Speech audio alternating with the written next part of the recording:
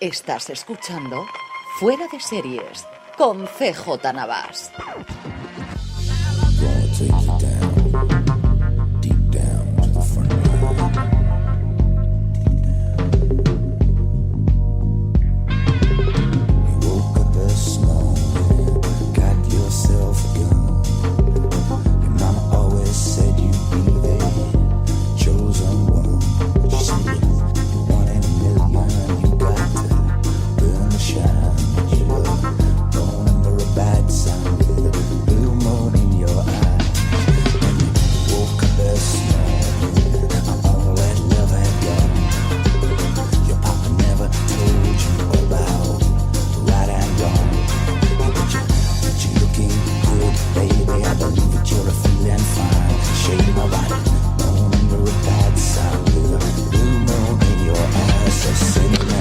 Desde la pradera de Silicona en Texas, California, estáis escuchando FDS Review, el programa que semanalmente repasamos un episodio, una temporada o una serie completa.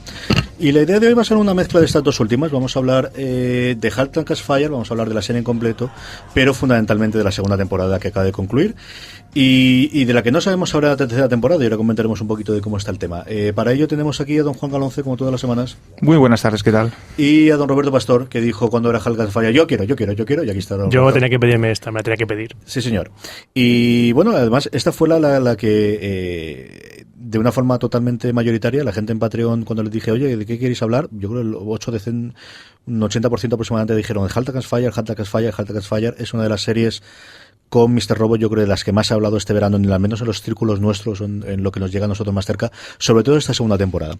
Como siempre hacemos en FDS Review, primero vamos a hablar un poquito sin spoilers de la serie en global. Es cierto que es complicado el no hablar de la primera temporada, de cómo acaba la primera temporada, pero vamos a hacer un esfuerzo, a lo mejor es un poquito menos de tiempo el que dedicamos a hablar en global de la serie con los mínimos spoilers. Y luego, pues como siempre, ya pasaremos al segundo bloque cuando paremos. De hecho, haremos un pequeño cambio de sintonía parecido al que hacemos en Fuera de Series, y ya hablaremos con todos los spoilers del mundo de qué nos ha parecido esta segunda temporada. Así que, como siempre os digo antes, ¿cómo fue la primera vez que conocisteis Halt and Catch Fire? ¿Recordáis cómo fue la primera vez que visteis hablar de esta serie, Roberto?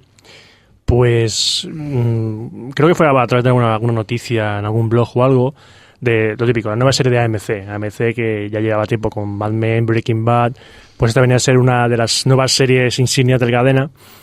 Y cuando vi el argumento que estaba basado en el auge o el nacimiento de la industria de los ordenadores en los años 80, dije, esto tengo que verlo. O sea, esto tengo que verlo porque aunque yo no viví de primera mano esa época, porque yo tenía un añito, pero sí que viví la época final de los microordenadores de 8 bits. Entonces algo que no decir que me afectó directamente, pero que es un mundo que viví de pequeño y que luego me llevó a dedicarme a lo que me dedico. Entonces quería ver si va a ser una serie que trataba esa parte de la historia contemporánea de una buena manera, y lo cual a los pocos episodios de la serie me di cuenta que sí, que lo hacía muy, muy, muy bien. Juan, ¿cómo fue la primera vez que oíste hablar de esta serie? Pues a través de una aplicación que tengo en el móvil, se llama TV Movies, que la anunciaron. Se presentan novedades constantemente y tal, y bueno, hay mucha criba que hacer. Vi el argumento, no es que yo sea un especialmente enamorado de la informática, pero como no había visto nada o no tenía ninguna referencia a algo referente a esa época de los 80, ¿no? Un poco el pleistoceno del mundo del ordenador, el mundo del PC, me llamó la atención y empecé a verla. Y desde luego vi el primer capítulo y me enganché. Es una serie muy de personajes y a mí eso me gusta. Yo recuerdo, yo creo que leería la noticia en cualquier blog, o supongo que sería en Hitfix posiblemente, que lo comentasen. Yo recuerdo dos cosas, pensar cuando vi la noticia y luego una cuando vi el piloto. Las dos cosas fue primero Lee Pace, que es un tío que a mí me ha gustado mucho. Me gustó mucho en Wonder Falls, me gustó muchísimo en Passing Daisies, yo creo que lo hacía muy, muy bien. Y luego, pues, no sé, en Star Trek lo podías ver de fondo, pero como era una cosa, no, en Guardianes de la Galaxia, ¿no? ¿En qué salía este? En Guardianes de la Galaxia era el malo. Pasa que sale ultra maquillado. Totalmente. Y también se le ve más recientemente, bueno, un poco antes, en El Hobbit, en la segunda y tercera parte, que hace del Rey de los Elfos, el padre de Legolas. En el Guardianes de la Galaxia es donde recordaba yo que vamos, puede ser él como puede ser cualquier otro prácticamente en todo el rato, ¿no? Es un personaje muy, muy, muy... Yo le vi por primera vez en una película que ahora mismo no me acuerdo del nombre, no me acuerdo. La verdad es que a mí me gustó mucho esa película. que él le está contando un cuento a una niña sobre unos héroes que tienen que vencer a un emperador. Es que no me acuerdo el nombre de la... Ahora lo buscaré, porque es que no me acuerdo el nombre de la película. Míralo mientras y le doy un poquito más de rollo a esto. ¿Qué más...? Y luego la otra era, desde luego la temática es una temática que me gustaba. A mí sí me gusta mucho la historia de los ordenadores desde el principio, porque además yo estaba siempre en el bando perdedor, ¿no? Mi padre siempre tiene un ojo innato para toda tecnología que luego va a ser un fracaso haberlo comprado. También es cierto que compra prácticamente toda. Entonces, claro, tenemos los éxitos, tenemos los fracasos, pero yo tuve Atari al principio, nunca llegué a tener consolas, menos consolas, que es lo único que solamente tuvimos la Atari original y poquita cosa más. Pero ordenadores nosotros siempre tuvimos Commodores y tuvimos Big 20 y tuvimos Amigas y tuvimos cosas de estas, ¿no? Más que la revolución del PC. Y PC es una cosa que he visto después. Yo, el piloto, por ejemplo, todo lo que cuenta de ingeniería inversa, es una cosa que yo había visto en la venganza de los Revenge of the Nerds, la venganza de los, es que aquí no diríamos nerds, ¿no? De los frikis es lo más parecido que podríamos decir, que no es exactamente la misma palabra americana, pero es un documental que hizo la PBS hace un porrón de tiempo y que cuenta además precisamente cómo se hacía toda la ingeniería inversa. Y esa es una cosa que hacía Kingsley, que era uno de los 3 o 4 periodistas muy famosos del principio de la época de ordenadores, que además era un seudónimo que utilizó varios periodistas originalmente y luego se lo con un tío. Es un documental que yo creo que no debe ser complicado de encontrar por YouTube, así que si lo queréis ver y si no lo habéis visto nunca, yo lo recomiendo mucho. Lo buscaré de todas formas a ver si encuentro alguna forma en los sonos. Roberto, ¿has encontrado la película? Sí, la película se llama The Fall. Es del 2006, se llama The Fall. Yo creo que esa no la he visto yo. Tampoco. La recomiendo mucho. Sí, de puta, ¿ves? Ya tengo 2 recomendaciones y solamente acabamos de empezar, ¿no? Y esa y luego, evidentemente, AMC, ¿no? AMC que ha sido, que tuvo un arranque de estos espectaculares, que yo siempre lo comparo con el principio de los Marvel, cuando le dieron rienda suelta a Stan Lee y a Ditko, o con HBO, ¿no? En el que tú arrancas y lo primero que sacas es Mad Men y lo siguiente es Breaking Bad, pues quieras que no es un arranque. Pero que había pasado por muchas incertidumbres en cuanto a cuál sería la próxima buena serie. Tuvo un grandísimo exitazo, que es The Walking Dead, que es el que cambió mucho la forma de... Bueno, no sé si tenemos una buena serie o no, pero desde luego tenemos 20 millones de espectadores, que conforme están los tiempos mal no va la cosa, ¿no? Y luego, pues muchas cosas que se han dado con el camino, como mi queridísima Rubicon, Hell and Wheels, que no acabó de funcionar, y este iba un poquito a rebufo en su momento de Low Winter Sun, que fue el epítome de una serie creada imitando todo lo posible las series que habían funcionado muy bien en principio de los 2000 y que fue un desastre, tanto de audiencia como de crítica, lo zumbaron por todos lados. Y tenía ese miedo de que iba a ser este de aquí, ¿no? ¿Qué valoración global hacéis? ¿Qué os parece la serie en global y cómo habéis notado el cambio de la primera a la segunda temporada? Nuevamente sin spoilers antes de que pasemos después a la Pues segunda yo parte. creo que es una serie que no está hecha para todo el mundo. Y quizás ahí radique la duda de AMC de prorrogar una 3ª temporada o no. O sea, por lo que he visto yo en los datos, no es una serie muy aceptada, no ha tenido grandes índices de audiencia, no ha sido una serie demasiado seguida. Sin embargo, aquellos que la siguen sí que son verdaderos fans. Es decir, sí que tiene una legión de fans muy fiel, pero no extensa, no es nutrida, ¿no? A mí me parece que es una historia de ambición por encima de todo, ¿no? Como el trasfondo es la informática, pero podría haber otro trasfondo, cualquiera, pero es una historia de ambición personal de los 4 personajes. 2 en mayor medida en la primera temporada y otros 2 en mayor medida, los femeninos en este caso, en la segunda temporada. Roberto. Yo, como conocedor de la temática, iba con miedo, porque lo que pasa siempre, dicen, no sé si van a tomarse en serio el trasfondo en el que se basan. Y lo que he dicho, al principio de la serie ya me di cuenta que se lo toman muy en serio y son muy fieles, aunque son historias ficticias, son fieles a la época.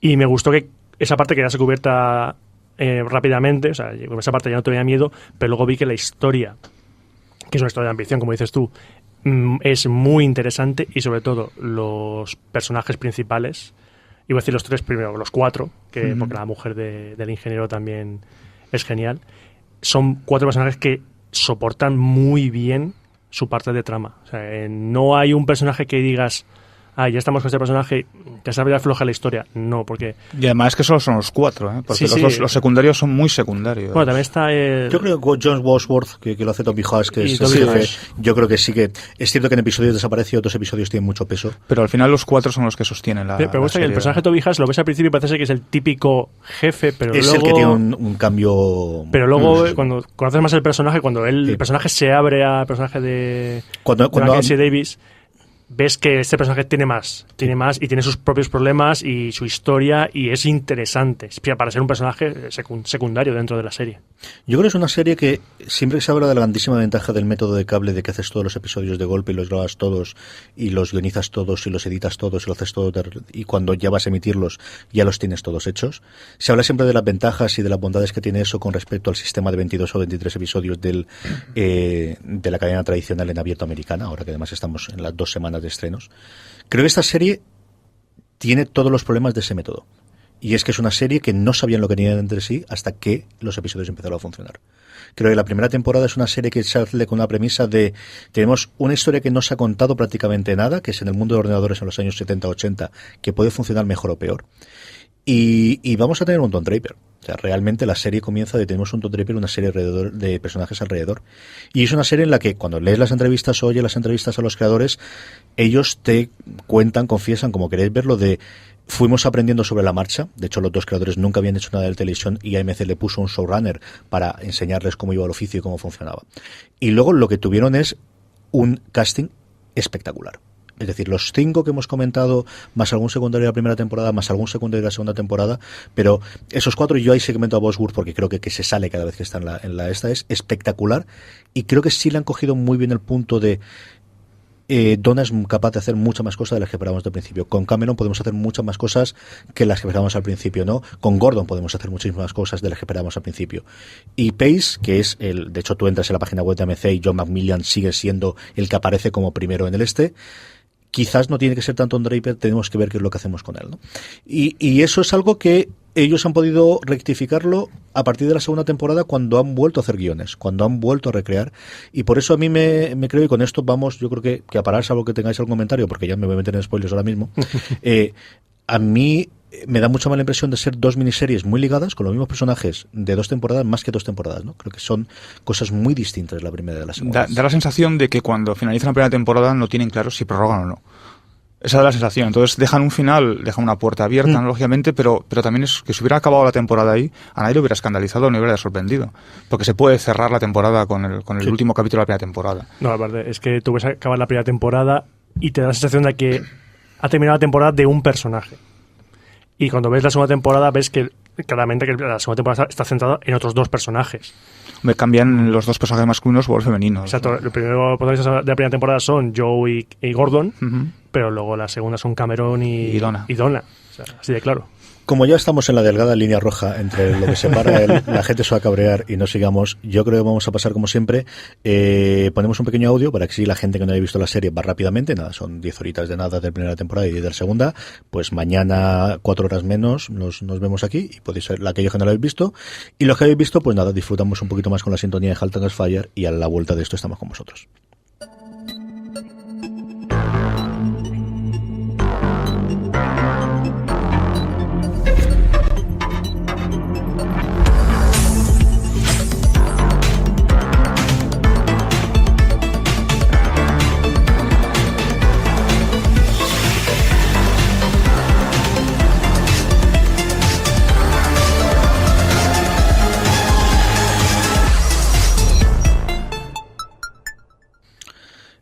No está exactamente la música, pero sí la intro, la imagen de la intro ha sido el único Emmy que ha tenido la nominación el Halt and Fire en estos últimos semis, el trocito al principio, que de verdad está muy bien, ¿no? Hay alguno que me gusta más, Mr. Robot, creo que por ejemplo lo hacía mejor esta temporada, pero no estaba todavía nominado a los semis, pero sí que es cierto que bastante bueno. Antes de que describamos como siempre la serie, pues como siempre recordaros que hay 2 formas en las que podéis colaborar con Fuera de Series, como ya he hecho gente para que hagamos este programa.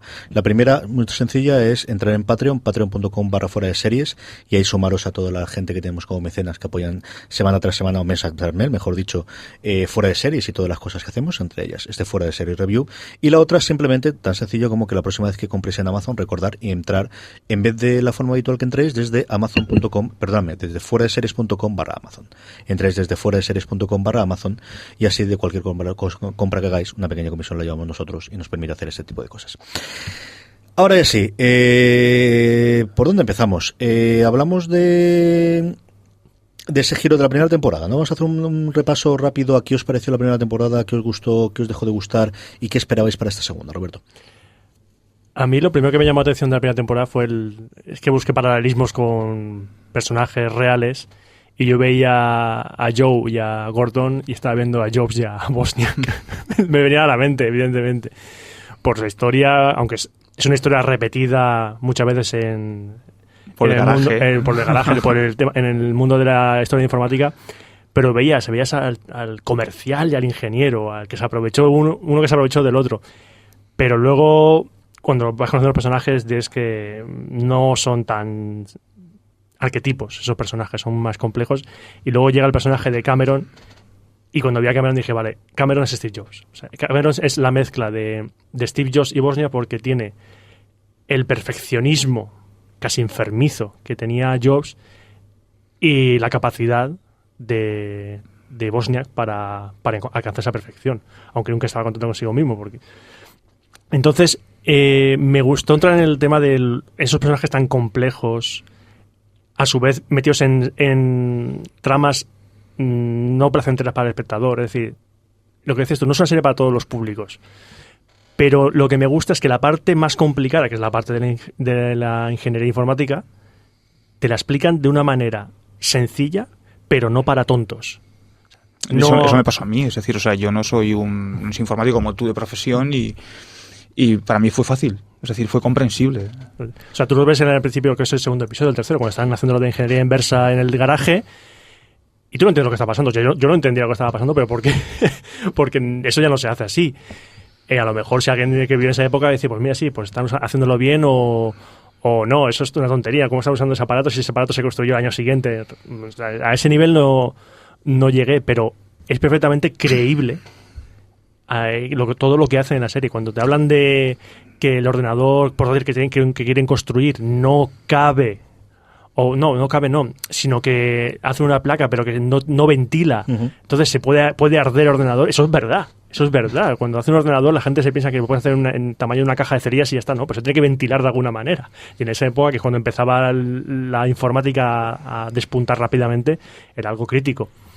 Entonces, todos esos elementos técnicos que los mezclan perfectamente para que encaje con la trama, para crear conflicto entre los personajes, en la primera temporada es lo que sostiene de la serie en la primera temporada. Y me parece genial cómo manejan todo, cómo pasan de un conflicto por lo que ocurre en la primera temporada, que es cuando están construyendo el nuevo ordenador para luchar contra IBM, el monstruo, que en ese momento era como luchar contra Apple ahora. Pues me parece genial cómo intercalan eso con los problemas personales entre ellos, entre Gordon y Donna, que es el matrimonio de ingenieros, o entre las reticencias de Donna con Joe, o el romance entre Cameron y Joe. O sea, muchas interacciones entre los personajes, entre los cuatro principales, aunque luego también está por ahí el de Joan, un poco tangente en esa primera temporada. Pero me encanta cómo consiguen que en todas las tramas, todas, queden con algo homogéneo. Es decir, no hay nada en la primera temporada que a mí me parezca que sobre. A mí en la primera temporada hubo cosas que me gustaron, cosas que no me gustaron absolutamente nada. Creo que la ambientación es la que esperaba de AMC, de la nueva serie de época de AMC, ¿no? Creo que es una serie que peca mucho de checklist. Creo que es una serie de...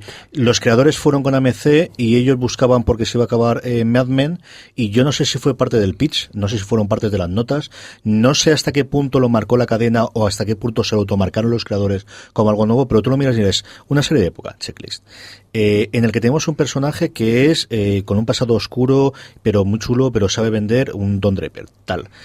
De hecho, luego olvidas y dices, a mí Gordon siempre me recuerda a Walter White, ¿no? Siempre me recuerda, y con todas las diferencias de que no hace droga, pero es un tío que pasaría desapercibido y que algo ocurre en su vida, que ocurrió en el pasado y que nunca nos enteramos, que eso no ocurrió en Walter White, pero en el que revelas que es, en muchas ocasiones, el peor de todos. El que tiene un carácter peor, incluido que el que tiene Joe, pronto todavía peor, el que es capaz de hacer las mayores barbaridades, y eso lo tiene dentro, ¿no? Eso a mí me recuerda muchísimo. Creo que tuvo dramas, sobre todo de Joe, en las que a mí no me enganchaban, o que no me encajaron, o que no me... Creo que... Quizás ese momento con el padre, al final de la temporada, cuando se encuentra con el padre en el hotel, quizás es lo que hace que floje precisamente ese oscuro pasado de Joe, ¿no? El padre era un alto ejecutivo de la IBM, él había sido ejecutivo de ventas en la IBM. Quizás eso hay un momento ahí, telenovela, que a mí no me cuadra. Yo creo que hay muchas partes en las que lo fuerzan, o que es... Ya hemos visto esto muchas veces, que a lo mejor es el otro problema, ¿no? Es algo lo que evolucionó a Log Winter Sun. A lo mejor si es hace 15 años hubiese sido algo revolucionario, después de haber pasado por Sopranos, por The Shield, por Mad Men, por Breaking Bad, ese tipo de personaje amargado de los 30 a los 40, aunque aquí sea más joven, con el pasado oscuro, que a ver qué ocurre, ya lo hemos visto muchas veces. Y en cambio, a mí me sorprendió y me enganchó y me encantó por una cosa que yo creo que eso sí, ellos sí tenían preparado, que era Cameron. Es decir, es un personaje diseñado para que te guste. A mí me recuerda mucho a la Salander de la primera novela de Millennium, sí. ¿No? Es ese rollo de, a lo mejor a la tercera de la novela te cansa ya y ya no te la crees, pero en el primero es un personaje que engancha, ¿no? Es una nerd en toda regla. Y no te esperas esa estética, una chica rubia guapa, que tenga toda esta parte técnica, el que pueda hablar de tú a tú con una cosa tan machista como la que va a encontrarse en el mundo de la tecnología de ordenadores y en Texas. Es decir, ese choque cultural que es una cosa que se crea. Pero desde luego a mí lo que me encantó de la primera temporada, aparte de algunos episodios, aparte de algún guiño, aparte de que esté bien construida a nivel técnico, uno de los creadores, él dice que el padre estuvo en esta época y es del mucho de donde bebieron, fueron dos cosas que yo no esperaba al principio. La primera, que es, como decía antes, John Wadsworth, yo creo que tiene el mejor arco de todos, el cómo descubres el que al principio parece que va a ser el jefe arquetípico en Texas, que te sale en cualquier cosa de la CBS, o por no decirte en Walker Texas Rangers, ¿no? Hasta con el acento y todo lo que habla el tío, el acento tejano. Y en cuanto se abren, ahí hacen hecho una maravilla. Han encontrado un actor, porque es verdad que el casting yo creo que sí que es espectacular. Es decir, es una cosa han clavado a todo el mundo. Cameron posiblemente es la que a nivel de actuación sea más flojita de todas, pero aún así es que la tiene, funciona muy bien. Pero este hombre es espectacular, ¿no? El giro que le da al personaje sin irte a rollos de un pasado culto, ni tiene algo... No, es una persona normal en el que este es su trabajo y cuando se abre, que no se abre a todo el mundo, pues le tiene de esta forma, ¿no? Es que es genial porque el personaje lo ves y dices, ese es el jefe cabrón, y resulta que el tío es la mejor persona de todos, ¿sabes? El tío es un pedazo de pan. Todo, es decir, sí. Es el jefe cabrón y es el cuando se abre, cuando tiene que ser amigo, y la relación con Cameron está muy bien buscada, ¿no? También es cierto que descubrimos a Joe en la segunda temporada. En la primera temporada no. Sí, se te queda todavía como ese jefe cabrón. John hasta el final de la primera temporada no le ves. En la segunda temporada es cuando conoces a su hijo, conoces la historia que hay detrás de él, ha estado en la cárcel, sale de la cárcel, etcétera, etcétera. Es diferente. En la segunda temporada es cuando eclosiona. Y luego el grandísimo acierto que yo creo que tiene esta serie, y con esto yo creo que podemos hablar ya de la segunda temporada, que es Donna. Es decir, yo veo Halt and Catch Fire por Donna. Yo creo que es, aparte de que ella me parece espectacular como actriz y es una mujer muy atractiva para mis ojos, es alguien que vería en cualquier cosa, no tengo ningún género de duda de ello. Creo que es el personaje más interesante de todos, ¿no? Alguien que te presentan en la primera escena en la que está con su marido como el que hace la cena a las hijas y al marido, lo que evoluciona y lo que va saliendo a la segunda temporada, que ya te demuestra en la primera cuando arregla el cacharro, en el primer episodio que arregla el cacharro de los críos, ¿no? No, pero en el episodio de la primera temporada en el que ellos tienen un problema con un disco que se ha borrado y no saben arreglarlo, y dice, espérate que llama a mi mujer para que lo arregle, y llega su mujer y dice, todos parados, que esto lo arreglo, y se pone ya delante del ordenador a mirar todos los disquetes de 5 y cuarto para ver si lo arregla. Y dices, en ese capítulo Donna deja muy claro que tú quién, o sea, tú la ves como la típica ama de casa, la mujer de... Resulta, no, perdona. Ella es el personaje de la serie. Sí, en la primera lo es a trozos, lo que le deja yo, pero la segunda temporada sí, ¿no? La segunda temporada tienen claro que... Además cambian los roles, es decir, él es quien se queda en casa, ella es quien se va a trabajar fuera. Yo creo que con esto podemos hablar un poquito ya de la segunda temporada. ¿Os gustó el cambio de ambientación con Robert? Yo mencionaba que hubo un momento loca que me dio la primera temporada, que fue el final del penúltimo episodio, cuando están en la feria y va Joe por el hotel, que las ferias, aunque hacen presentaciones en la feria, pues en las habitaciones de los hoteles hacían presentaciones de productos, y pasa por al lado de la habitación y ve que está ahí gente presentando un ordenador, y te ves que se acerca a la mesa y el ordenador es el Macintosh. Sí, y te quedas... A mí se me saltó una lagrimilla y digo, hostis, pues ya dije, hostia, claro, eso la gente que no conoce la historia dices, ¿pero esto qué? Y luego te dices, hostia, verdad, es que salió ese año, o sea, salió... Es que fue en Comdes cuando hicieron, es decir, la imagen famosa, si habéis visto, ahora con todas las películas que de Jobs, ¿no? Pero la antigua que había, que era Pirata de Silicon Valley, donde él revela el Macintosh por primera vez fuera de ese, es en el Comdes, ¿no? Cuando lo enseña. No, el Macintosh no, perdóname, el Apple II. Y luego yo lo enseño y luego tienen la parte de la publicidad, ¿no? Esa es otra de las cosas que a mí me gustó mucho, y es contar una parte de la informática, y ellos lo decían, que está más allá de Bill Gates y Steve Jobs. Es decir, ahora yo creo que la narración en los últimos, posiblemente por la personalidad de Jobs, posiblemente desde Windows 95 adelante por el hecho de Bill Gates ser el hombre más rico del mundo, se te ha reducido toda la historia de informática que había dos personas y que eso se lo enfrentaron, y no es verdad. No. O sea, no fue así nunca, y una cosa fue software, y en hardware hubo un montón, y existió el Commodore, y en España tuvimos Amstrad, la historia la escribe quien la gana, es decir, al final ellos han ganado. Independientemente de quién gane, es decir, tienen muchos agentes más. Pero es que en ese momento, cuando empezaron Jobs y Gates, ya habían ganadores. O sea, ya estaba IBM sí. ya estaba. Si es que, o sea, Gates fue a IBM mendigando porque usasen el sistema operativo MS2 en sus ordenadores. Pero, hacía referencia a Carlos, contextualizando, hoy en la actualidad nadie se acuerda de eso. No. No. O sea, hoy en día, ¿quién queda en el mercado? ¿Quién está? Es Apple y Microsoft y ya está. No, y tienes Samsung y tienes jugadores nuevos, pero es curioso si te acercabas en el VG Comic, en el Salón del Cómic y el videojuego que estuvimos este fin de semana los tres, haciendo el especial de fuera de series, haciendo un par de cosas más, había una zona de videojuegos en las que tenían todas las máquinas clásicas, ¿no? Sí. Y tenías Amstrad, y tenías Spectrum, y tenías Commodores, y tenías VIX, y tenías Ataris, y tenías todas las máquinas que durante un momento reinaron y murieron a lo largo del tiempo, y mucha gente, ¿no?, que estuvo ahí detrás, con nombre y apellidos, que se ha olvidado por el tiempo, porque al final no tienes tiempo para tanto, y porque al final la historia, pues sí, que en parte, como dices tú, quedan los ganadores, y la personalidad de Jobs y de Gates, quizás, además de eso, es la personalidad de los dos, ¿no? Que no era una cosa... Pero bueno, tienes toda la parte de Oracle y tienes toda la otra demás parte, ¿no? La segunda temporada, ¿qué os esperabais cuando terminó la primera temporada que podía ser la segunda? Pues yo, tras el final de la primera temporada, me quedé con la típica duda. Digo, no fue un cliffhanger así excesivo, la verdad, pero fue una típica duda de, ¿y ahora por dónde van a ir? O sea, esto no puede seguir como está, y evidentemente cuando empezó la temporada todo ha cambiado. Es decir, ya no están en Cardiff, ahora Donna y Cameron montan su empresa, se llama Munity, como Community. Gordon se va cobrando su cheque para dedicarse a trabajar en el garaje, que creo que le gusta, y Joe se va por ahí. O sea, Joe se pierde, literalmente, y se va a otra parte. Y intenta empezar desde cero, porque es una cosa que deja clara al final de la primera temporada, que él, cuando alcanza lo que busca, ya se aburre. Necesita cambiar, necesita buscar otra cosa. Entonces se va a buscar otra cosa, otro reto. Yo no me esperaba o sea, hay varios trayectos en la segunda temporada, ¿no? Cada uno, lógicamente, lo lleva a cabo un personaje, ¿no? Quizás el que más me sorprendió fue el de Joe, porque hay un momento de redención. Es decir, él durante la primera temporada es un ejecutivo agresivo, o sea, sin escrúpulos, vende a quien tiene que vender, o sea, no tiene ningún tipo de recelo. Sin embargo, hay un momento de redención cuando conoce a la chica con la que se va a casar, que finalmente se casa. Deja de lado ese mundo agresivo, ese mundo de competitividad, ¿no? Y hay un momento de redención que luego al final vuelve otra de esas andadas, ¿no? Al final la cabra tira al monte y al final somos lo que somos, como decías tú un día, no lo que queremos ser, ¿no? Entonces ese trayecto sí que me sorprendió la segunda temporada. No me esperaba que hubiera todo. Hay un montón de capítulos donde él se redime, ¿no? Intenta rehacer su vida con un trabajo nuevo, intenta tener relación con Gordon y Donna, de una relación quizás más amistosa, ¿no? A pesar de que luego vuelve otra vez a aprovechar, es decir, vuelve otra vez a las andadas, pero él lo intenta. Es decir, eso me gustó mucho. Incluso intenta tener un trabajo normal, sí. Pero se da cuenta que es imposible de que él tener un trabajo normal. Él está en el sótano allí metido con aquel tío, archivando cosas, y ve los ordenadores y dice, pero os dais cuenta que es un resorte. O sea, dice, no estáis usando esto bien, dejadme que lo... Entonces se va a intentar ayudar a convencer a su suegro para que le deje montar allí algo, y lo monta al final, y luego resulta todo como resulta. Y luego el tema, Gordon también me gusta mucho el cambio, porque Gordon sí, vale, en la primera temporada es un ingeniero, pero es un ingeniero mediocre. Es decir, es una persona gris, ¿no? De esa que puede haber en cualquier sitio, en cualquier parte del mundo, en cualquier ámbito, ¿no? Y entonces ve la oportunidad de crecer, le surge ese resorte de la ambición, ¿no? Se aprovecha del todo, como decía antes Roberto, cobra el cheque en la segunda temporada, no sé, el primer o segundo capítulo, y no me acuerdo, cobra el cheque y cambia el rol, pero le dura poco.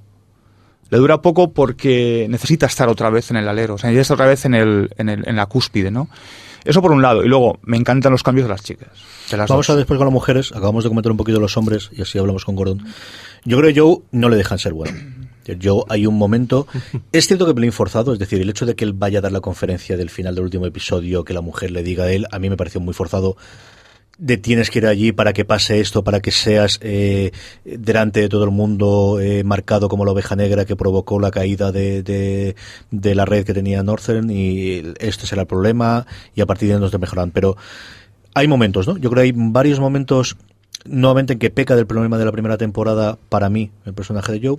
Creo que tiene sentido y es original y es distinto el quiero ser bueno, de verdad, es que no me creéis, el problema es del Pedro y el Lobo o de Cassandra, ¿no? De nadie me cree que quiero ser bueno, que realmente que quiero cambiar, que realmente he cambiado, que ya no busco ese tipo de cosas, con ese problema, hasta que al final, bueno, pues si nadie me cree que soy bueno, pues tendré que ser malo. Y a mí sí me encantó la escena del antivirus. Sí, es cierto que sí. la escena del antivirus hay momentos que la serie, y eso es quizás otra cosa que podemos comentar, es hasta qué punto, yo creo, por ejemplo, The Newsroom es un grandísimo problema que tenía, era que todo el mundo era muy inteligente porque lleva todo lo pasado.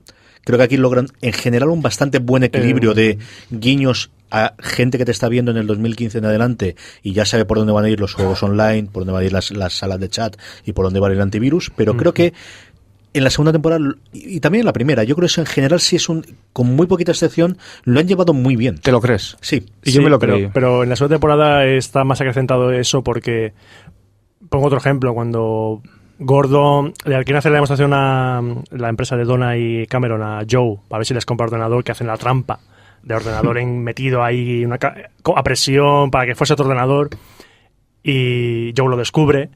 Le dice, madre mía, me vais a engañar, pero luego descubre que habían metido conexión por un cable coaxial, no sé qué, han conseguido una velocidad. Claro, eso es luego la conexión que décadas más tarde teníamos nosotros. Entonces en ese aspecto va un poco a toro pasado porque sabemos hacia dónde va a ir la informática, entonces vamos a ver por dónde tendría que ir una innovación que se considerase como verdadera innovación y que funcionase. Yo creo que lo llevan bastante bien. Y en cuanto a Gordon, creo que lo de la enfermedad fue un acierto. Creo que el que se hubiese quedado al principio de todos los problemas vienen por la cocaína y todos los problemas vienen por la drogadicción, creo que se hubiese quedado en otra cosa que ya hemos visto muchas veces, el cómo podía ser toda la parte. Creo que el problema de que realmente tiene un problema físico, se ha provocado o no, se ha venido por o no, yo creo que funcionaba bastante bien en la segunda temporada. ¿Qué os parece a vosotros? Yo lo vi como el típico conflicto que surge así un poco de la nada porque cita que es un conflicto. Dice, necesitamos un conflicto, pues tiene una enfermedad. Cierto es que si hubiese venido por el tema de la droga, pues ya se hubiese visto venir desde más lejos, pero no me molestó porque luego el tema de la enfermedad lo llevan bien y no es algo que esté constantemente presente en la temporada, sino que surge de vez en cuando tiene que surgir. Por ejemplo, la escena cuando está en el aparcamiento. La escena del aparcamiento es tremenda y ahí te dices, vale, ya sé por dónde pueden ir los tiros de lo que está sufriendo Gordon. Pero se queda como una crisis temporal ahí y que a lo mejor le da en un momento más cercano o a lo mejor le da en años después. O sea, juegan bien con eso. Yo creo que es una espada de Damocles que mantiene al personaje. Es decir, en un momento dado pueden hacer uso de esa herramienta de guión para si me tengo que cargar a Gordon me lo cargo, es decir, y que esté justificado. Muy bien, vamos con las chicas. Empezamos por Cameron. Roberto, ¿qué te ha parecido Cameron en la segunda temporada? Cameron en la segunda temporada se convierte en lo que odia ser. Porque ella es, como todos el resto de programadores que se dan la primera temporada, que luego se los lleva a su empresa en la segunda, es una programadora más. Ella quiere hacer programas, quiere hacer juegos sobre todo. Es una nerd. Una creativa. Como todos los que están allí. Y al principio, cuando está formando Community, empieza a tener sus clientes, todo es fabuloso, todo es genial, estamos trabajando lo que queremos, trabajamos 24 horas al día, pero nos lo pasamos pipa porque estamos aquí metidos en la casa en plan comuna y hacemos juegos muy chulos y ganamos dinero, pero claro, luego llega Donna, que es la voz discordante, y dice, oye, vale, sí, muy bien, pero esto es una empresa. O sea, no hagamos las cosas como locas porque si queremos triunfar tenemos que hacer sacrificios y tenemos que hacer cosas que no nos gustan hacer, lo que ocurre en una empresa normal y corriente. Entonces ella al principio rechaza ese lado empresarial suyo, pero luego lo abraza por el bien de su empresa y también un poco por el hecho de la trama amorosa que surge, que a mí es lo más flojo de la temporada, la verdad. Sí, con el otro programador. Con el otro programador. Esa trama amorosa me parece lo más flojo de la temporada y de la serie en general, porque me parece bastante arquetípica. Yo creo que ella se convierte en cierto modo en Bosworth. Y eso es lo que no le gusta, a pesar de que luego la relación con Bosworth es probablemente las que más química tienen en toda la serie. Y también rechaza convertirse un poco en Joe. O sea, ella empieza a asumir el papel de empresaria de motu propio y gracias a Donna, ¿no? Que es la que la inculca. Bueno, sí, vale, esto es todo muy bonito, todo muy divertido, muchos juegos y tal, pero esto es una empresa al fin y al cabo, ¿no? y ya en cierto modo se convierte asume parte de ambos roles, de los roles de Joe y de Bosworth, que no le gustan. Pero no le queda más remedio que que asumirlos. Eso es Cameron. Y en cuanto a Donna, pues es que para mí a mí es la personaje que más me gusta de las 4. Y ha pasado de ser una ingeniera también, sí, con cierta brillantez en la primera temporada, a ser para mí el alma mater de la segunda. Esa es la que siempre vuelves, ¿no? Cameron tiene esa parte del arco es que la gente al final quiere cobrar al fin de mes y del aire no puedes vivir, y cuando hay un mes en el que no pueden pagar los programadores y tiene el follón y se da cuenta de qué es lo que tiene detrás, pues al mes siguiente venden el juego y hacen el copyright y hacen la protección de anticopia para poder vender el juego, y es parte de lo que le hace romper con este chico, que yo creo es más mantenerlo ahí en medio, que esté con alguien que no sea con Joe. Es un conflicto que se crea adrede. Para tenerlo ahí en medio. Que luego te da una escena grandísima que es la de la seducción no seducción con Joe al final cuando le mete el virus, ¿no? Que yo creo que esa sí que no la esperaba para nada. Cuando funciona, yo creo que está espectacularmente bien esa, y sobre todo la revelación después de todo el último episodio de yo también estaba con Cameron, fue una cosa que se nos ocurrió a los dos, ¿no? Que es yo creo la última traición que tiene Joe de Cameron me traicionó, Donna me traicionó, si nadie cree que voy a ser bueno porque tengo que serlo, y por eso hacerlo del antivirus posteriormente, ¿no? Creo que tiene toda esa parte, ¿no? Del arco de la parte creativa, pero en el momento que empiezo a contratar gente, esta gente tengo la responsabilidad con ellos, y al principio no la tengo, pero poco a poco la voy asumiendo y poco a poco voy viendo qué es lo que ocurre. La cabezonería de esto tiene que ser juegos, esto tiene que ser juegos, esto tiene que ser juegos, hasta que demuestra que las salas de chat, o de lo que hablaremos a día de hoy de chat, que él crea con Donna de reconozco que alguien puede tener una idea y ese alguien sea Donna, y esto puede funcionar y podamos seguir por esta vía. Y desde luego Donna yo creo que es el personaje más redondo de la serie. Creo que Carrie Fisher lo hace espectacularmente bien siempre, y es otro personaje que también aprende mucho, es decir, ella no quiere ser empresaria. Ella tiene que ponerse en el papel para ir a negociar con los bancos. No es una cosa que a ella le matase, pero cuando se tiene que hacer las negociaciones con el banco, o las negociaciones cuando le copian la idea integral y se va con el tío que han contratado de Silicon Valley para copiarles totalmente el programa y los tiran del y hacer las negociaciones, tragarse el y estar ahí en medio. Y luego la relación con Gordon, que es una relación de pareja tremendamente complicada con todas las cosas que y al final ella es quien soporta a Gordon. O sea, ella es quien soporta su enfermedad, ella es quien soporta la infidelidad, ella lo soporta. Es decir, al final es el elemento sobre el que gira la mayor parte de la serie, bajo mi punto de vista.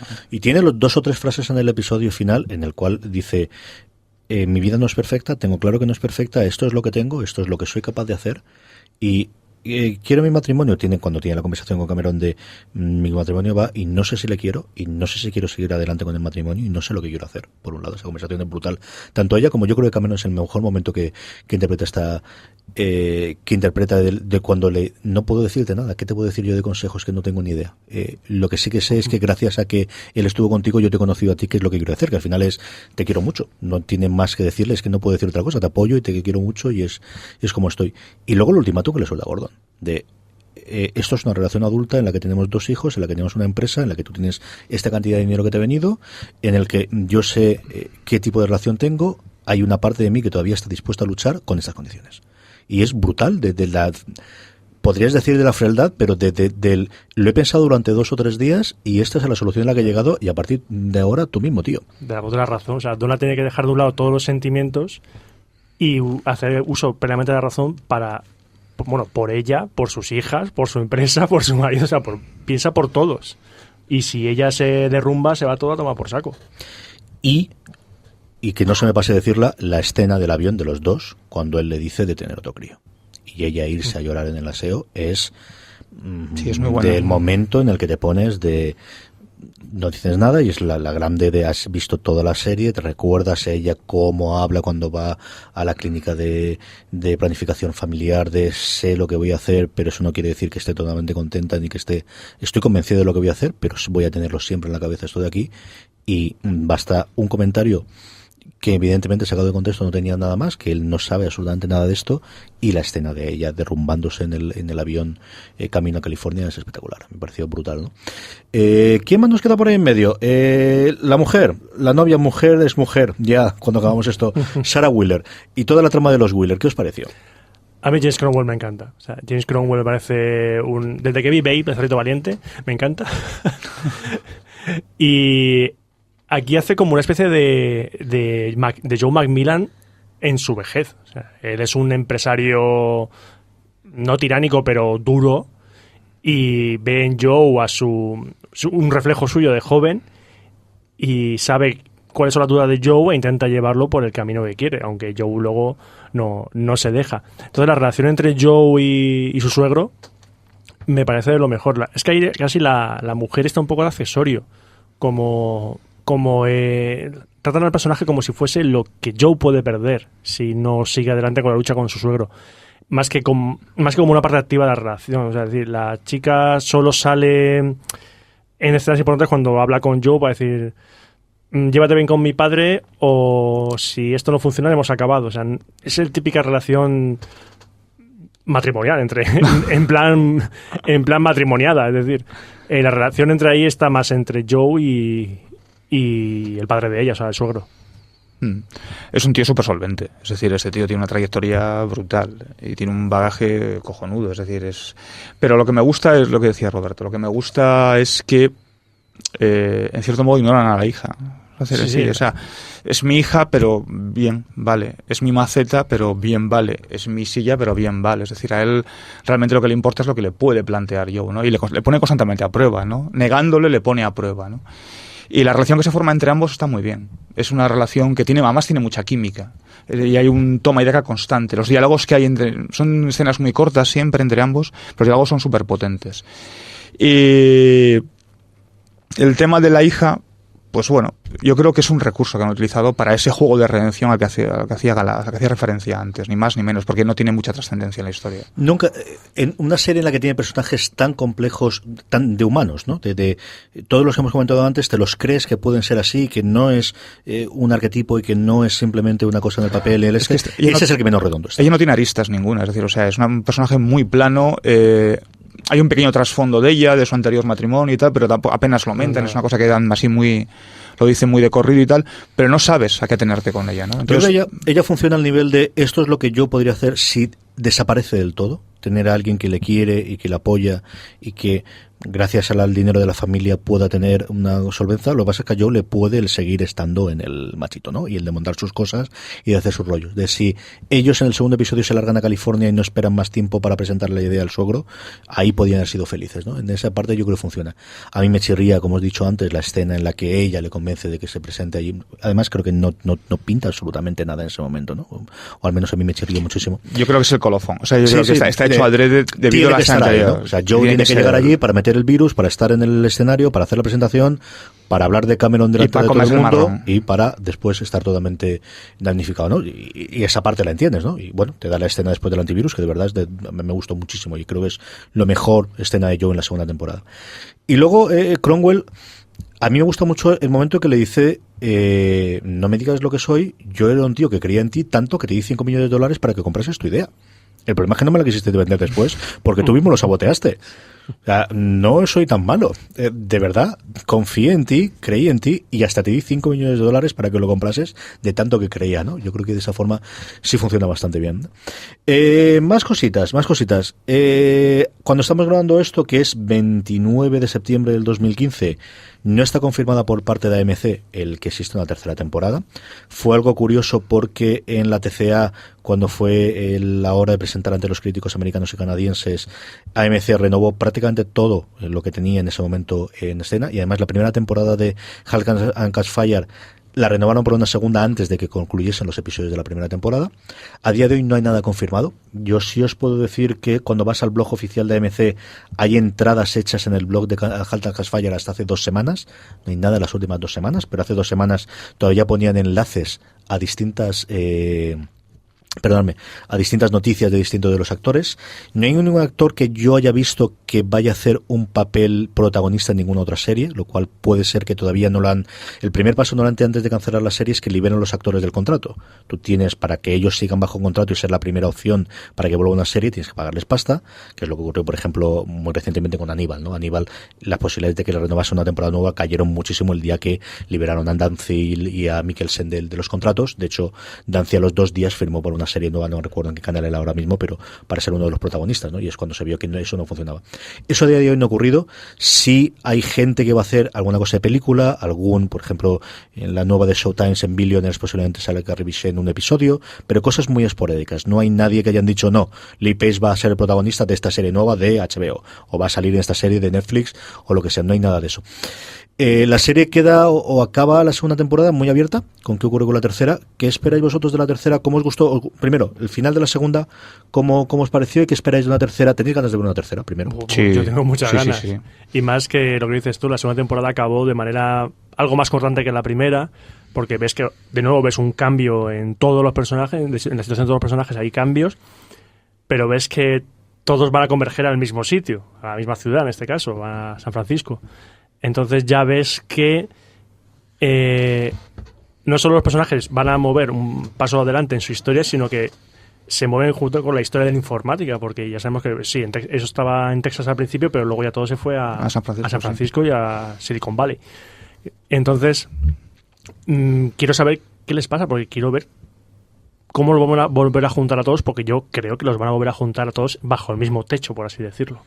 Yo no sé si bajo el mismo techo, pero como decía antes Roberto, en la misma ciudad. O sea, de hecho, finaliza la segunda temporada con todos yéndose a San Francisco. Hay un cliffhanger, una puerta abierta, porque a mí cliffhanger no me gusta mucho, entonces una puerta abierta muy grande que es el viaje por un lado y sobre todo la escena final del antivirus. O sea, te he creado un problema y te voy a crear la solución, ¿no? Y yo creo que en la tercera temporada, yo lo que espero al menos, mejor dicho, más que creo, lo que espero al menos es que me den más de lo mismo, en cierto modo. Es decir, me creen más profundidad de personajes, haya más cambios. Al final, lo que a mí me motiva de esta serie son los personajes, es decir, son los conflictos que tienen entre ellos, conflictos con secundarios, conflictos entre personajes, y que vayan creándose más y más y más conflictos, más peros, ¿no? Para sacarle más riqueza a los personajes. Porque yo insisto, es una serie de personajes, pura y dura, y de ambición, con un trasfondo, como decía antes, de informática, y quiero que haya de eso. Eso me gusta. La época es curiosa porque es el 85, Joe se acaba de largar de Apple, es decir, si vas a coger datos históricos, evidentemente San Francisco te va a dar mucho. ¿Es el 85 o el 83? 85, está en el 85 cuando termina la segunda temporada. La segunda temporada. Cuando termina la segunda temporada.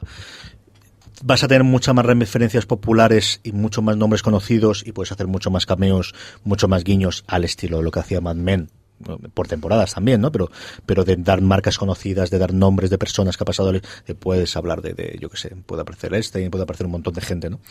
Si estás en San Francisco que si estás en Texas, eso es cierto, ¿no? O nombres de periodistas, o nombres de hechos famosos que ha ocurrido a lo largo de la historia, desde luego si estás en San Francisco que si estás en Texas.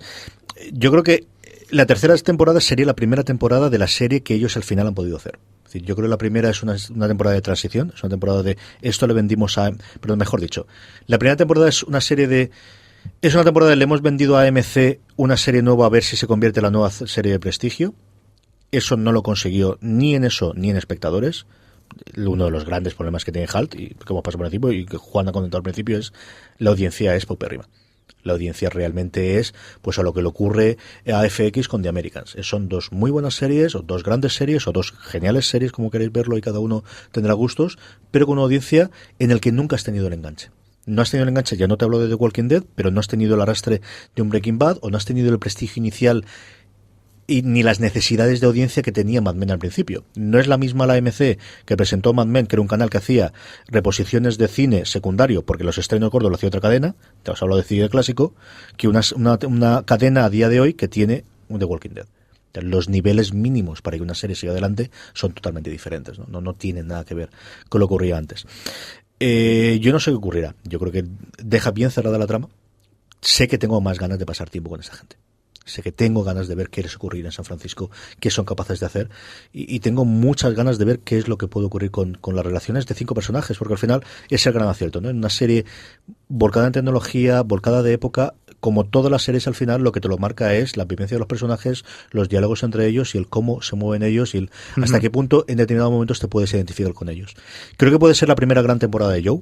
Creo que el Lee Pace que ha pasado por el personaje y el actor que ya se conocen estas 2 temporadas, ahora de ya sé quién soy, ya sé por lo que he pasado, he intentado ser bueno, no me han dejado, ahora te vas a enterar, que tiene al final, y tiene una imagen muy Don Draper al final de soy el rey del mundo, mirando al fondo de San Francisco, desde el ventanal y todo demás. Creo que es la primera vez en la que me creo ese personaje. Ahora sí me creo el que él sea un Don Draper, ¿no? Ya he visto 2 temporadas de la evolución y el cómo puede funcionar. Y todo lo demás, me encantó la escena en el avión de que Bosworth se suba al final al avión. Te la tenías preparada cuando tienes la reunión allí con todos los fumadores del puro y todos los hombres mayores y contando chistes y lo demás de... esto no es para mí. Esto hace 2 años sin ningún género de dudas, era lo que necesitaba antes de la jubilación e irme a Florida a pasar mis últimos años en el sol, pero es que he visto la otra parte, ¿no? Y la relación con Cameron le ha dado muy partenofilial, muy de colegas, muy partenofilial, muy de nos queremos un montón, de una punta nada erótico ni nada sexual, sino es que quiero muchísimo esa Shaquilla y quiero que siga hacia adelante. Y a mí me encanta la relación que tienen ellos dos en esa parte, ¿no? Eso es más o menos como yo creo que puede funcionar. Recuerdos últimos. ¿Qué episodio recordáis que os haya gustado? ¿Qué escenas recordáis que os haya gustado mucho, Roberto? A mí hubo un detallito que me gustó. Es que por eso preguntaba el tema del año, que es el 83. Porque también el segundo temporada también tiene un momento loca para mí. Que es que hay un... Es que no sé si fue Gordon va a casa de alguien y hay 2 niños jugando una NES. Claro. Y la gente saltó. Un momento. Pero si la NES... en Estados Unidos llegó en el año 85, que es el final de la temporada. Pero claro, lo arreglan con una frase, dice, esto me lo han traído de Japón. Es que en Japón salió en el 83. O sea, la consola salió... O sea, es que hasta ese... Cuidan el detalle hasta decir, no, es que la consola la han traído directamente desde Japón porque la consola salió en el 83 en Japón. Acuérdate que cuando ellos venden el juego y hacen la última gran escena de Bosworth de os voy a vender esto, aquí me vais a escuchar vosotros dos que sé que eso es lo que lo mandáis, después la mujer cuando está hablando por el teléfono está sacando una caja y lo que saca, porque son importadores, están importando la NES porque sacan un mando de la NES. Es genial. Yo la escena que, no sé si la que más, bueno, yo creo que me gusta, la que más se permanece en mi retina, la que más recuerdo y mejor recuerdo es cuando le da el virus, o sea, cuando le da el disquete, ¿no? Ese momento en esa sala en la que parece que hay un punto de reconciliación, ¿no? Parece que se vuelven a seducir mutuamente, se acercan mutuamente y parece que van a retomar lo que dejaron la primera temporada y no lo hay, ¿no? Te lo esperas, yo sí me esperaba que hubiera un punto de reconciliación, no lo hay, y le da el disquete, ¿no? Y claro, lo que sucede después, cuando concluye, ¿no? Que es cuando le mete el virus, cuando le introduce el virus en una presentación, es otra cosa, pero en ese momento me gustó mucho, es decir, me pareció algo muy... con un punto romántico, pero con un disquete por medio, lo cual no deja de tener su gracia, ¿no? A mí la escena me chirrió muchísimo, no me la creía y luego me encantó. Es decir, luego cuando ves que le ha metido el virus y cuando Donna dice posteriormente lo hicimos entre las dos es cuando me encantó, ¿no? Recuerda la interpretación y dices, sí, no es que estuviese actuando mal, es que estaba mintiéndole y que es una escena que 10 minutos después me gustó muchísimo. Hay casi fotograma de la presentación cuando están en modo pánico todos por el tema del virus, que el personaje de James Cromwell está en el escenario y mira a primera fila, ve a Joe mirándole como diciendo, has sido tú. O sea, y Joe se queda, no, es que Joe cara de poco completamente, pero diciendo, sí, he sido yo. Ese es el punto de inflexión cuando decías, ¿no? Cuando dice, me han traicionado. Ya está, hasta aquí hemos llegado. Es decir, o sea, ya solo me faltaba que me traicionase Cameron, porque él no sabe que lo ha traicionado Donna. Pero hasta Cameron me ha traicionado, es que no puedo ser bueno. No me dejan ser bueno. ¿Qué le vamos a hacer? De Gordon, ¿qué escena recordáis? Todos recordamos la escena de la furgoneta, es la que quizás es cuando va en el aparcamiento. No, me gustó mucho ese pequeño impasse que hace cuando va a ver a su hermano. Que es cuando empiezas a descubrir cosas de Gordon que hasta entonces no yo creo no quiero recordar que las hubieran expuesto antes, ¿no? Ni en la primera ni en la segunda temporada. Ese tramo me gustó mucho, ¿no? Te presenta a un Gordon que no conocías, o al menos que intuías, puede ser, ¿vale? Pero que no conocías. A mí esa parte me gustó, cuando él vuelve a ver a su hermano. Gordon es que en la segunda temporada, yo me quedo con el aparcamiento, es que la escena de aparcamiento la que no define el personaje, pero sí creo que es la mejor escena de Scott McDougall en la segunda temporada, porque no le dan momentos para brillar como en la primera temporada. Yo creo que lo de hermano, a mí me gusta muchísimo el actor que hace de hermano. Me gustó en Friday Night Lights, desde que la primera temporada de Friday Night Lights, el personaje que hacía con el quarterback y que se hacía el mejor amigo y todo demás, y funcionaba muy bien. A mí sí me gusta mucho el cómo interpreta. Me gustó mucho en la segunda temporada del Este, pero yo siempre lo recordaré haciendo la ingeniería inversa en el primer episodio de la primera temporada.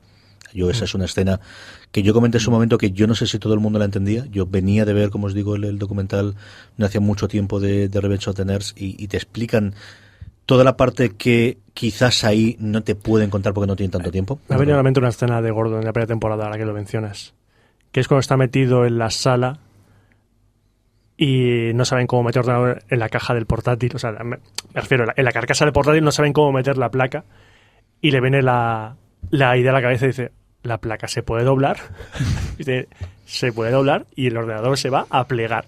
Y le viene ahí la inspiración divina y lo consigue. Ese fue un momento de que... a mí ese tipo de ingeniero me gustan mucho en las películas y en las series. Y las escenas me están gustando muchísimo, pero cuando ves ya el momento epifanía de Gordon, dices, hostia, ese tío sabe.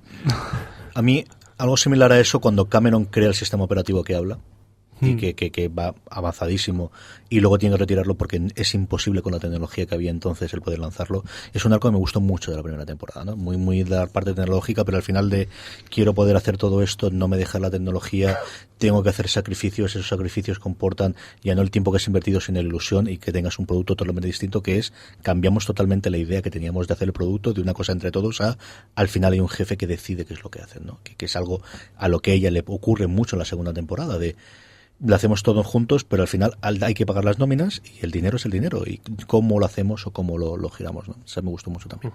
¿Alguna otra escena que recuerdas tú de la primera temporada, Juan? Hace mucho tiempo. De la primera, no, pero de la segunda sí que me llamó la atención ese punto moralina que hay cuando uno de los programadores, que es gay,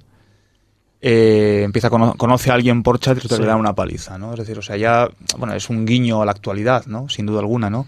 En aquella época eran estos programas de chat, los programas iniciales de chat, hoy en día pasa constantemente, ¿no? Pero como te lo presentan como un punto de moralidad diciendo, cuidado, ¿no? O sea, esto que pasaba en el año 85, 84, 83, sigue pasando ahora, ¿no? Han transcurrido 30 años y todavía sigue pasando. No, acuerdo con el hacking de Ashley Madison últimamente, la parte más complicada que yo vi en esto era en muchos países en los que la homosexualidad estaba prohibida, fundamentalmente países de Oriente Próximo y cosas por el estilo.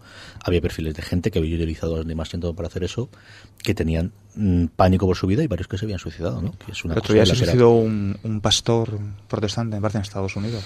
Que era una cosa pues que al final tiene su intríngulis posterior, sí señor. Nos quedan 3 minutitos, Roberto, para hacer un comentario de última hora sobre la serie. Yo solo quiero animar a la gente que no la ha visto, que no ha visto Hatchet and Fire. Si está a estas alturas ya se lo hemos contado entera, Robert, así que digo yo... ver, pues entonces es tontería, pero no, es una serie que me encanta que una serie arriesgue, entre comillas, cogiendo un tema como la informática, que es un tema que ya lo estamos asimilando como parte de nuestra propia historia, porque ya la generación que nos hemos criado con ordenadores ya somos adultos, ya tenemos hijos y nuestros hijos no se van a criar con ordenadores, se van a criar con tablets y con móviles. O vete a saber qué. O con hologramas a lo mejor. Pero me gusta ya que esos temas que nosotros veíamos como frikis, como nerds, ya estén tan aceptados y deriven en series de tanta calidad. Es decir, tú ahora mismo piensas en una serie como Mad Men y Mad Men pues habla de un tema de publicidad, algo más aceptado pues, globalmente, pero que una serie como Hat and Catch Fire esté centrada en el mundo de la informática me parece genial. Y que se tomen ya el sector a nivel argumental en series y películas más tan en serio. Y lo hemos visto con Hat and Fire y lo hemos visto más recientemente con Mr. Robot. Uh-huh. Y en mi caso, la informática no, que es asunto de Roberto, yo le dejo que él se explaye a gusto. En mi caso, insisto, es una historia de personajes, donde 4 principales, unos secundarios, sobre todo el personaje de Bosworth, un secundario, 5 si queréis. Me gusta las 2 temporadas, y si hay una tercera espero que siga así, que no ha caído en el punto telenovela. En ese punto telenovela que a mí me resulta vomitivo muchas veces, que es lo que por ejemplo ha ocurrido con Walking Dead, ¿no? Que ya es una telenovela y de vez en cuando hay algo de miedo y de vez en cuando aparece un zombie, oh Dios mío, qué sorpresa. Pero me gusta eso, que no han caído en ese punto telenovela, en ese punto ñoño muchas veces, que hace que pierda el interés. Y si hay una tercera temporada me gustaría que siguieran por esa línea. Sobre lo que decía Roberto, yo tengo curiosidad y no lo he visto todavía y tenía que haber visto The Game Changers, que es una historia que ha hecho BBC2 sobre el mundo del Gran Theft Auto, protagonizado por Daniel Radcliffe, por Harry Potter y con Bill Paxton. ¿Lo has visto tú? No, pero te iba a recomendar un libro que no me acuerdo, te lo busco ahora enseguida porque... Nos quedan 2 minutos, así te tienes eso. Mientras hablo yo. Te lo busco enseguida. Creo que es otra de las cosas que tuvo y es... esta es una temporada de historia de Tierra de Nadie. Yo creo que Grand Theft Auto sí que tiene una audiencia de nuestra edad que podría buscar esta serie en su momento en Showtime, en el resto de los sitios. Esta La gran ventaja que tiene ver con toda una historia en una cosa que no se esperaba, tiene el inconveniente de que a nivel de audiencia, pues eso es una historia de una cosa que no se esperaba y que quizás se engancha fuera, ¿no? A lo mejor con el movimiento de California te permite atraer, pero no lo sé. Nos queda un minutito, así que vamos a pasar a despedirnos. Don Juan Galonce, muchas gracias como todas las semanas por estar aquí. Muchas Roberto, ¿has encontrado encantado. eso? No me da tiempo. Lo pondremos en las show notes. Lo ponemos en las Gracias, Roberto, por estar con nosotros comentando Half-Gas Fire. La semana que viene volveremos con los zombies. Habrá terminado la primera temporada de Fear the Walking Dead. Por fin. Ya vais viendo por dónde va don Juan Galonce, así que la semana que viene hablaremos de ella. A todos vosotros, recordad patreon.com/fuera de series, fueradeseries.com/Amazon la próxima vez que compréis en Amazon. Gracias por haber escuchado, espero que os haya gustado. Un abrazo muy fuerte y recordad, tened mucho cuidado ahí fuera.